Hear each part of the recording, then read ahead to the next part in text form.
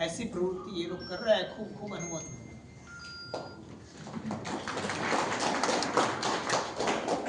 और आज जो प्रतिभा पुरस्कार है, इससे तो हमारे जैन समाज में कैसी कैसी टैलेंट हमारे बच्चों के पास है वो हमें जानने तो मिलेगी, जानने मिलेगी तो उसका यूज हम जिन शासन के लिए भी कर सकेंगे, बराबर है। लेकिन उनकी टैलेंट का यूज भी आप जिन शासन के लिए करो, ऐसी भी हमारी प्रेरणा है। अत्र विराजित परम पूज्य साधु जी भगवंत को त्रिवार वंदन। अत्र विराजित साध्वी जी भगवंत को त्रिवार वंदन। हम आपकी शुभ साका पूछते हैं। धर्म सभा में उपस्थित सभी धर्म प्रेमी, समाज प्रेमी भाइयों, बहनों एवं माताओं,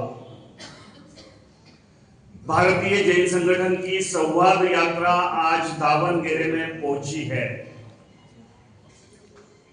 यहाँ पर राष्ट्रीय स्तर के, राज्य स्तर के, विभागीय स्तर के, चैप्टर स्तर के कार्यकर्ता गण आपके समक्ष आए हैं। मेरा पहली बार नासिक महाराष्ट्र से दावणगेरे में आना हुआ है। आज कर्नाटका में तीसरा दिन है। सबसे अच्छी बात यह है कि हम लोगों ने आज भी मारवाड़ी भाषा कई सालों के बाद कर्नाटका में जिंदा रखी है और रहेगी। मैं जब यहाँ के कार्यकर्ताओं से बात करने का प्रयत्न करता हूँ, मैं हिंदी में बात करता हूँ, वो मारवाड़ी में बात करते हैं, और वो भी राजस्थान की मारवाड़ी, क्योंकि हमारी मुंबई की मारवाड़ी थोड़ी मिक्स है, उसमें मराठी, हिंदी, मारवाड़ी, इंग्लिश सब मिक्स है। आपको बहुत बहुत साधुवाद है, अभिनंदन है। भारतीय जैन संगठन पिछले 40 वर्षों से बिना रुके, बिना थके, समाज के साथ मिले ना मिले, कम मिले ज्यादा मिले, समाज उत्थान के लिए और राष्ट्र निर्माण के लिए काम करने वाली ये राष्ट्रव्यापी संगठन है। संस्थापक आदरणीय शांतिलाल जी मुथावो जो पुणे में रहते हैं, उनके अथक प्रयासों से, निरंतर कार्यरत कार्यप्रणाली से हम समाज को कुछ देने का प्रयत्न करते हैं। यहां पर परम पूज्य साधु भगवंत ने फरमाया, उसी कड़ी को मैं आगे लेकर जाने का प्रयत्न करूंगा।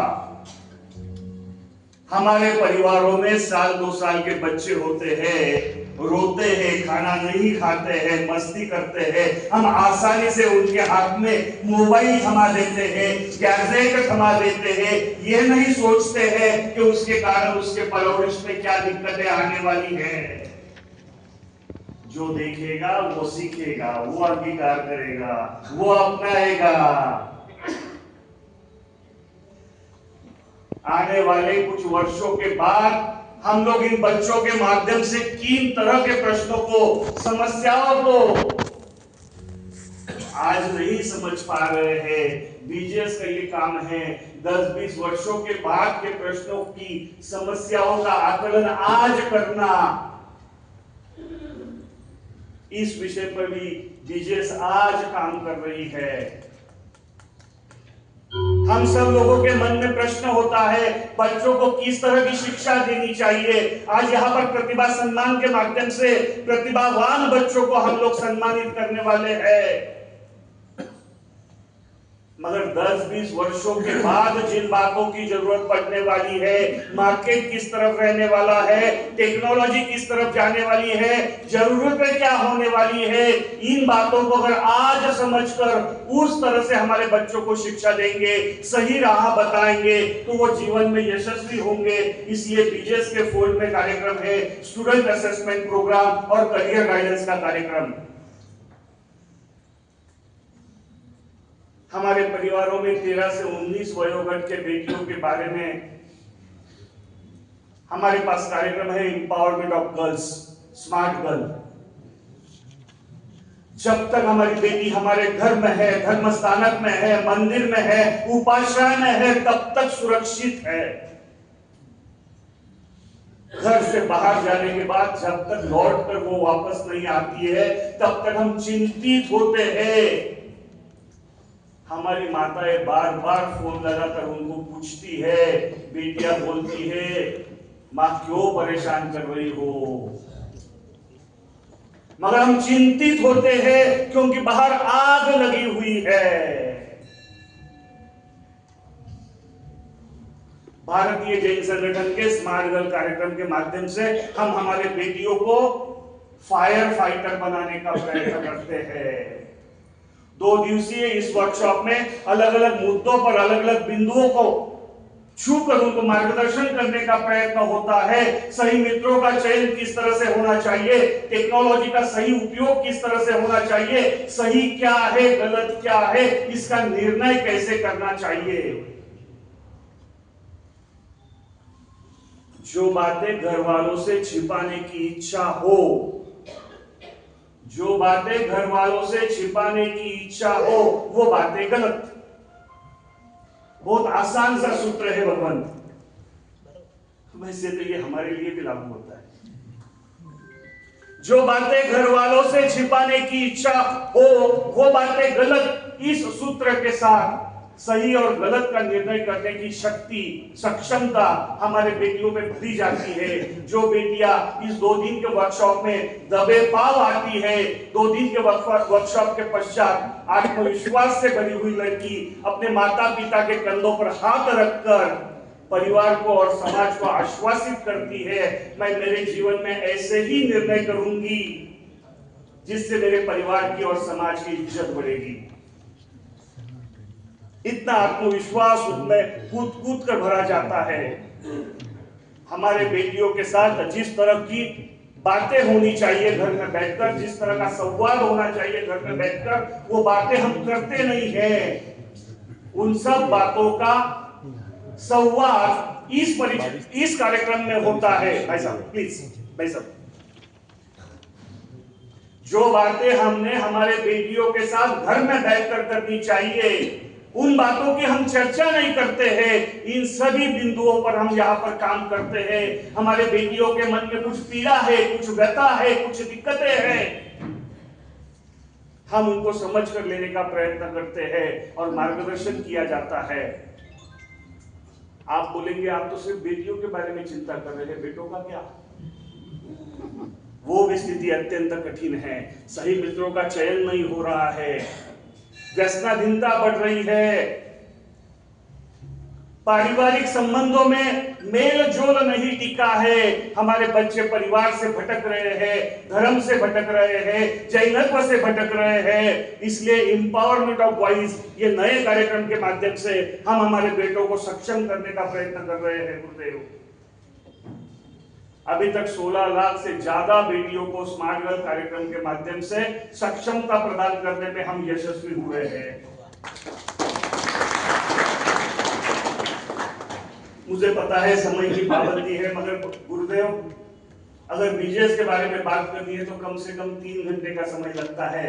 मैं कुछ मिनटों में ये सब बातें आपके सामने रखने का प्रयत्न करूंगा। हो सकता है मेरी बातों से आशा ना हो, मैं पहले ही आपकी क्षमा कामना करता हूं, क्षमा याचना करता हूं। सगाई करना आज के दिन में सबसे कठिन काम हुआ है, सगाई टिकाना उससे भी ज्यादा कठिन। मगर समाज के व्यथाओं की कथा करना ये हमारा काम नहीं है। समाज की व्यथाओं को किस तरह से सुलझाया जा सकता है, वैज्ञानिक तरीके से मार्गदर्शन किया जा सकता है, इसके लिए हम लोग निरंतर काम करते हैं। और इसी कड़ी में सगाई सत्पन के लिए 2 नए कार्यक्रम बीजेएस ने तैयार किए हैं, दिल का जिक्सा और परिणय पथ। हमारे बड़े महानगरों की बेटियां, मुंबई, पुणे, बेंगलोर, चेन्नई जैसे बड़े महानगरों की बेटियां अपना महानगर छोड़कर बाहर जाना नहीं चाहती है। इसलिए दिल के जिक्सा कार्यक्रम के अंतर्गत ऐसे बड़े महानगरों के जैन विवाह इच्छुक युवा युवतियों को एकत्रित किया जाता है, जो जीवन साथी का योग्य चयन करने के लिए उनको योग्य प्लेटफॉर्म तैयार कर दिया जाता है। और दूसरी बात, सगाई सत्पन दावनगिरी में और नासिक में बन नहीं सकते हैं, दावनगिरी में और पुणे में बन नहीं सकते ऐसी बात नहीं, आप लोग अच्छे हैं, बन सकते हैं, मगर अंतर बहुत ज्यादा है। सर्वसाधारणपणे आसपास के 5-6 जिलों में सगाई सगपन आसानी से होते हैं, इसलिए परिणय पथ कार्यक्रम के माध्यम से आसपास के 5-6 जिलों को लेकर हम लोग विवाहित युवा युवतियों को एक हॉल में एकत्रित करते हैं। दादोसा एक समय था, आप लोग परिवार देखकर निर्णय लेते थे, फलाने फलाने का पोता, फलाने फलाने की पोती, आप निर्णय लेते थे, मानते थे, संसार अच्छे से चले हैं। हमें भी 10-20 युवतियों को देखने का मौका मिला, उसमें से एक युवती ने हमें पसंद किया, हमारा भी अच्छा चल रहा है, तब तो समाज के लिए महीने में से 15-15 दिन बाहर रह रहे हैं। मगर आज के दिन में वैसी स्थिति नहीं है। हमारी उच्च शिक्षित बेटियां कितने ही प्रस्ताव सामने रखने के पश्चात निर्णय नहीं कर पाती है। इसलिए इन दोनों कार्यक्रमों के माध्यम से युवा इच्छुक युवा युवतियों को साथ में बैठाया जाता है, उनको आपस में चर्चा करने का मौका दिया जाता है। अलग अलग एक्टिविटी के माध्यम से उन्होंने अपने जीवन साथी के चयन करने के प्रक्रिया की पहल करनी है। आप बोलेंगे, एक तरफ आप बोल रहे थे दादोसा निर्णय लेते थे और आज बोल रहे हैं कि भाई उनकी प्रक्रिया की पहल उन्होंने करनी है। समय बदला है, आपके जीवन साथी के चयन करने की प्रक्रिया की पहल आप कीजिए, आपके योग्य जीवन साथी आप ढूंढिए है, रिश्ते टिकाने की जिम्मेदारी भी आप लीजिए। 1 दिसंबर 2024 को भारतीय जैन संगठन के राष्ट्रीय अधिवेशन में आदरणीय मुथा जी ने समाज के सामने ये बात रखी, 19, 20, 21, 22 के साल में हमारे बेटों बेटियों को साथ में लेकर बैठिए, विवाह संस्था के बारे में उनका महत्व समझाइए, परिवार में विवाह सही समय पर होना कितना महत्वपूर्ण है ये बात समझाइए और उनको ये आश्वासित कीजिए, आपके योग्य जीवन साथी का चयन आप कीजिए, हम आपके साथ हैं। सिर्फ शर्त एक होगी, वो बेटी या वो बेटा जैन समाज से होना चाहिए। अगर ये विश्वास हम लोग 19, 20, 21 के साल में हमारे बेटे बेटियों को देते हैं तो सही चयन होगा, सही समय पर होगा, कुटुंब व्यवस्था आगे बरकरार रहेगी। आज के दिन में सगाई बनाना कठिन, सगाई टिकाना कठिन, उसके लिए इन 2 कार्यक्रमों के माध्यम से हम निरंतर कार्यरत है। इसके साथ साथ एक नया प्रश्न उभर कर सामने आया है, शादियां तो बन जाती है, शादियां टिक नहीं रही है, छोटी छोटी बातों पर नटखट हो रही है, छोटे छोटे बातों पर तान तनाव बढ़ रहे हैं, सुबह का झगड़ा शाम तक और कहीं चला जाता है। अगर शादियां ही नहीं होगी, शादियां ही नहीं टिकेगी तो परिवार कहां से बचेंगे, संस्कार कहां से बचेंगे, धर्म कहां से टिकेगा। वैसे भी हम लोग संख्या में बहुत कम है, माइनॉरिटी में है। अगर सही समय पर शादियां नहीं होगी, हमारे महानगरों में तो ऐसी परिस्थिति है भगवान, हमारी उच्च शिक्षित बेटे बेटियां शादी ही नहीं करना चाहती है। ये और एक नई समस्या। आप अच्छे हो, मैं आपके बारे में बात नहीं कर रहा हूँ, दावनगिरी के लोग बहुत संस्कारी है, बहुत अच्छे हैं, मगर मैं मुंबई पुणे की बात कर रहा हूँ। मगर जो बातें आज मुंबई पुणे में हो रही है वो बेंगलोर तक आने में समय नहीं लगेगा, जो बातें बेंगलोर में हो रही है वो दावनगिरी में आने में समय नहीं लगेगा, जो बातें आज उस घर में है इस घर में आने में समय नहीं लगेगा। कोई भी इन बातों से अछूता नहीं रह सकता है, समय बड़ा कठिन है। अगर परिवार नहीं टिकेंगे, संस्कार नहीं टिकेंगे, धर्म नहीं टिकेगा तो धर्म प्रभावना कहां से आगे बढ़ेगी। हमारे साधु भगवंतों की सेवा कौन करेगा। लाखों करोड़ों रुपए खर्च कर हमने तीर्थों का निर्माण किया है, अगर जैनी ही नहीं बचेंगे तो इन तीर्थों को कौन संभालेगा। इसलिए इंपावरमेंट ऑफ कपल्स इस कार्यक्रम के माध्यम से हम लोग शादी ब्याह को मजबूती प्रदान करने के लिए एक दिवसीय वर्कशॉप के माध्यम से काम करते हैं। इसके साथ और एक नया प्रश्न सामने आया है, शादियां टिकती नहीं है। हम लोग बहुत जल्दी कोर्ट कचहरी और पुलिस स्टेशन तक पहुंच जाते हैं। समाज का प्रदर्शन हम लोग पुलिस स्टेशन में जाकर करते हैं। आदरणीय मुठा जी ने एक नया कार्यक्रम महाराष्ट्र में दिया है, जल्दी ही हम लोग कर्नाटका में उसको लेकर आएंगे, जैन पारिवारिक अदालत।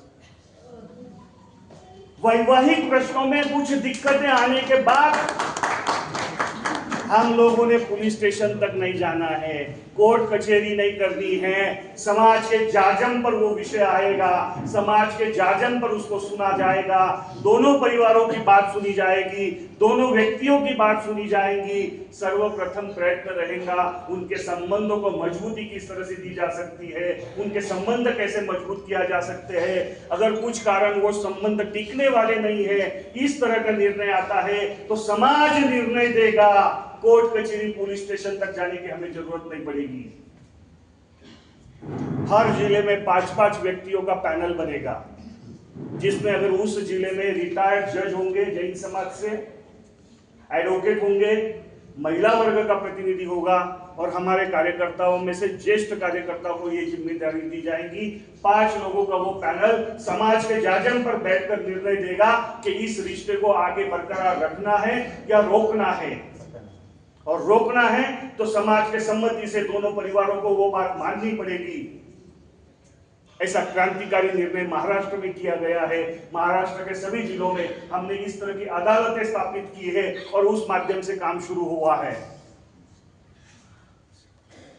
अब इसमें से और एक नया प्रश्न आगे आता है, अगर इस तरह से ये संबंध टूटने के बाद इन व्यक्तियों का क्या करना है? बीजेएस के पास उसका भी सॉल्यूशन है। विधवा, विधुर, तलाकशुदा, रीमैरिजेस के लिए समाज आगवानी करेगा, बीजेएस आगवानी करेगा और उनको सहूलियत देने का प्रयत्न होगा।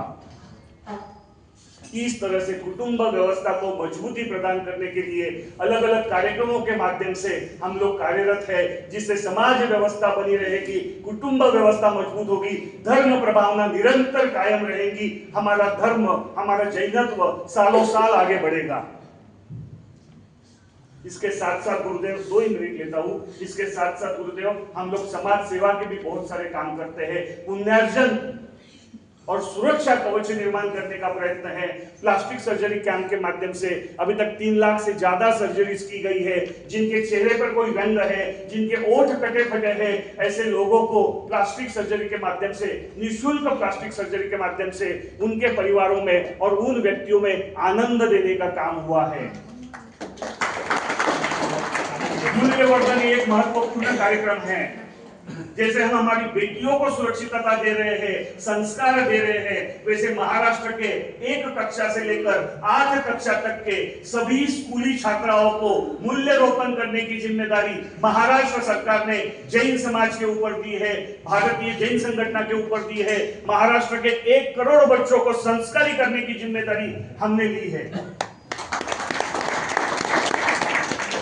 गोवा में यह कार्यक्रम पिछले 10 वर्षों से चल रहा है। गोवा के सभी क्रिश्चियन स्कूलों में मूल्य रोपण करने की जिम्मेदारी जैन समाज निभा रहा है। इसके माध्यम से हमारे लिए सुरक्षा कवच निर्माण होता है। हमारे लिए आसपास का परिसर भी सुरक्षित होता है, संवर्धित होता है। हमारे पास एक जल संवर्धन का कार्यक्रम है। हर गांव में नदी नाले होते हैं। मिट्टी बहकर आने के बाद वहां की जल की रखरखाव की क्षमता कम हो जाती है। हम लोग ये मिट्टी निकालना, आसपास के खेत में डलवाना, खेत को उपजाऊ करना और यहाँ पर जल की रखरखाव की क्षमता बढ़ाना, इस तरह का काम करते हैं। स्थानिक स्तर पर जब रखरखाव की क्षमता बढ़ती है तो सबसे पहले पशु पक्षियों के लिए पानी उपलब्ध होता है, जानवरों के लिए पानी उपलब्ध होता है, हमारे लिए जीवदया का काम हुआ। जब स्थानिक स्तर पर पानी की उपलब्धता होती है, किसान अपने जानवर नहीं बेचते हैं, इसलिए जानवरों की कटाई नहीं होती है, हमारे लिए जीवदया का काम हुआ। स्थानिक स्तर पर पानी की उपलब्धता होने के कारण किसानों की आर्थिक स्थिति अच्छी होती है, वो अपने बच्चों को पढ़ाई लिखाई करते हैं, वो संस्कारी होते हैं, हमारे लिए एक सुरक्षा कवच निर्माण होता है। किसानों की आर्थिक स्थिति अच्छी होने के कारण वो ग्रामीण बाजार पेट में आते हैं। ग्रामीण बाजार पेट में बसे हुए हमारे भाइयों को मजबूत करने का काम, सक्षम करने का काम बीजेएस का जन संवर्धन कार्यक्रम करता है। मैं ज्यादा खुलकर बात नहीं कर रहा हूं।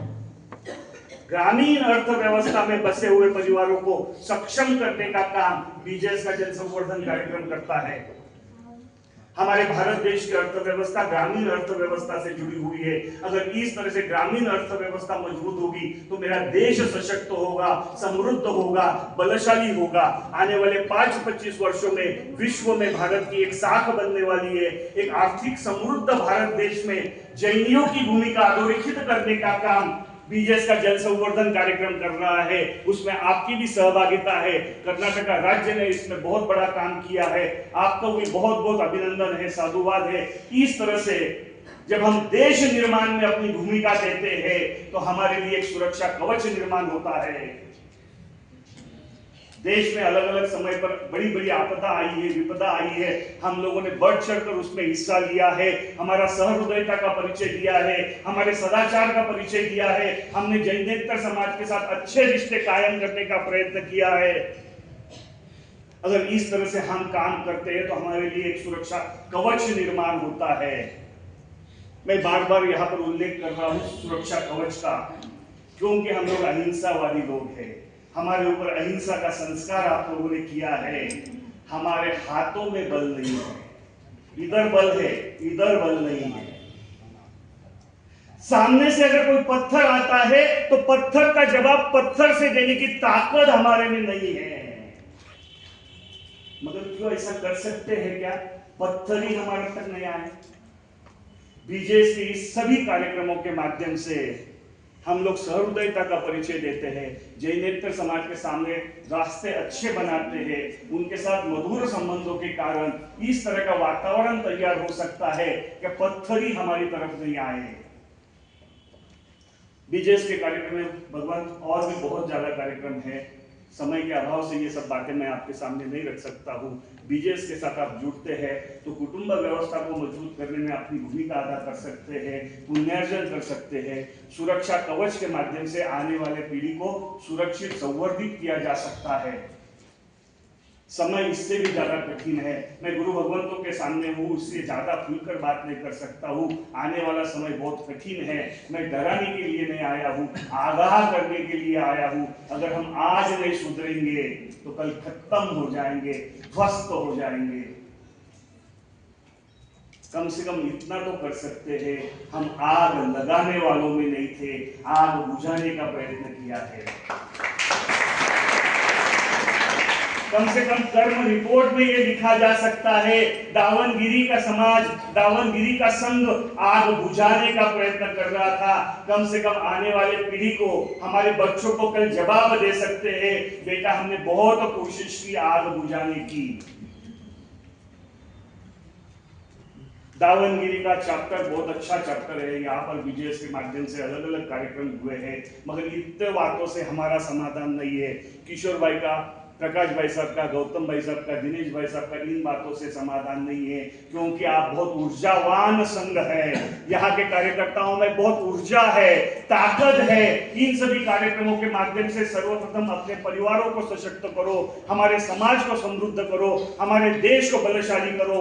इस तरह से हम लोग आपसे आह्वान करते हैं। परम पूज्य गुरुदेव ने भी ये बात सुनाई, समझाई।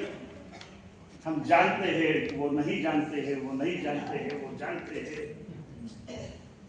कम से कम ये तो समझ लो, क्योंकि इसमें फायदा आपका है।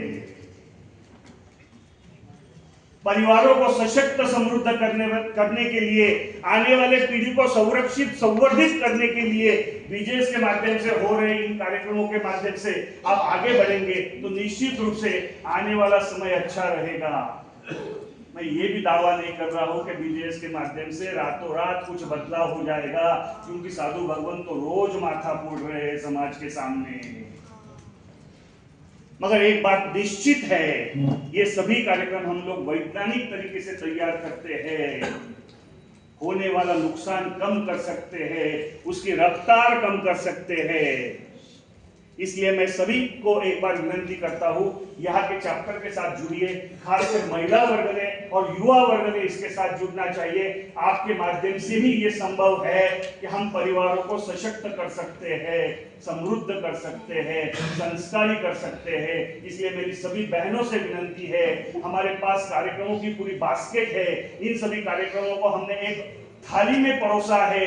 इस थाली में परोसे हुए व्यंजनों को समाज तक ले जाने की जिम्मेदारी हमने उठानी चाहिए। हमारे समाज के आखिरी परिवार के आखिरी व्यक्ति को ऊपर उठाने का काम होना चाहिए। साधन की सेवा भी पुण्यार्जन का एक महत्वपूर्ण मार्ग है और वो मार्ग विजय आपके लिए उपलब्ध करा कर दे रहे हैं। यहाँ पर आज मुमुक्षु भाई पधारे हैं। सचमुच ये जिन शासन बड़ा समझने में बड़ा कठिन है भगवंत। एक तरफ आप वर्णन कर रहे थे समझ कर ना समझ, ना समझ कर समझ, और एक ना समझ बच्चा इतनी समझदारी बता रहा है। सचमुच जिन शासन देव की, सचमुच जिन शासन देव की ये कृपा है हमारे ऊपर कि हम जैन कुल में जन्मे हैं, हमें जैन धर्म मिला है, हमें सही रास्ता मिला है। जो इनको समझा वो हमें भी समझ जाएगा तो हमारा भी भला होगा। इन्हीं शब्दों के साथ आज हम लोग यहाँ पर पधारे। आपने बड़ा आदर स्वागत किया। भगवत आपने आपके समक्ष ये बातें रखने का हमें मौका दिया, आपका आशीर्वाद प्राप्त करने का हमें मौका मिला। आपके आशीर्वाद से मुथा जी को लंबी उम्र मिले। आज मुथा जी की उम्र 72 साल की है। आज 72 साल की उम्र में भी 18 साल वो समाज के लिए काम करते हैं। हमारी 2 दिन की राष्ट्रीय कार्यकारिणी की सभा भी हुई। 2 दिन के सभा में उन्होंने ये शब्द रखा, जब तक मैं समाज की सोच नहीं बदलता हूँ, व्यवहार नहीं बदलता हूँ, समाज का उत्थान नहीं करता हूँ, तब तक मुझे मुक्ति नहीं मिलेगी। इस तरह की बात रखना समाज के लिए पीड़ा जताना कोई आसान बात नहीं है। मैं आपके माध्यम से विनती करूंगा मुथा जी को अच्छी उम्र मिले, अच्छा आयु मिले, और हमारे माध्यम से आप सभी के आशीर्वाद से हम समाज उत्थान के इस कार्य को आगे लेकर जाए। फिर एक बार मैं दावनगिरी के विजय चैप्टर को बहुत बहुत साधुवाद देता हूँ, अनुमोदना करता हूँ, मगर वहां पर जो कमी है वो आपके माध्यम से भरनी चाहिए। इस तरह का काम होना चाहिए। बहुत बहुत धन्यवाद। जय महावीर, जय जिनेंद्र।